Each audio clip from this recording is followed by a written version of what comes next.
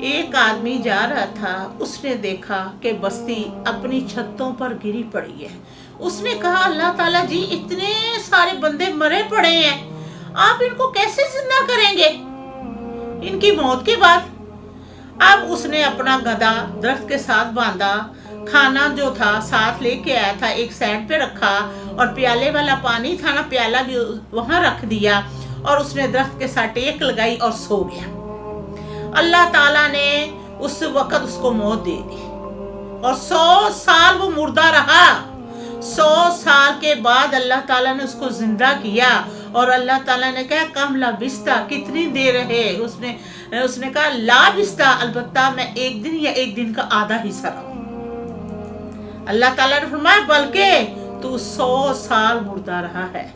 یہ دیکھ اپنے کھانے کی طرف، اللہ تعالیٰ نے کچھ کھانا گال ساڑ دیا اور کچھ تازہ رکھا، کچھ پانی اللہ تعالیٰ نے سکھا دیا، کچھ پانی ایسے جیسے ابھی بھر کے رکھا ہے۔ پھر اللہ تعالیٰ نے فرمایا دیکھ اپنے گدھے کی ہڈیوں کی طرف۔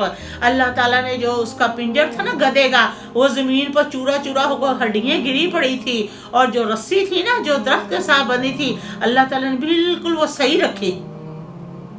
اللہ تعالیٰ نے فرمایا اب دیکھ، اللہ تعالیٰ نے تو کون نہیں کہنا تھا، فیکون تو وہ ہو جانا تھا۔ اللہ تعالیٰ نے ارشاد فرمایا، اور دیکھتے ہی دیکھتے نا وہ جو گدھا تھا نا اس کی پہلے جو پسلیاں تھی ہڈیاں تھی وہ جڑنا شروع ہو گئی، اور دیکھتے ہی دیکھتے اس پر گوشت آنا شروع ہو گیا، اور دیکھتے ہی دیکھتے اللہ تعالیٰ نے اس کی جان اس میں ڈال دی، اور وہ گدھا بولنا شروع ہو گیا۔ اور اس بندے نے کہا اللہ تعالیٰ جی میں جان گیا تو ہر چیز پر قدرت رکھنے والا قادر ہے۔ اور وہ کون تھے؟ وہ عزیر علیہ السلام تھے۔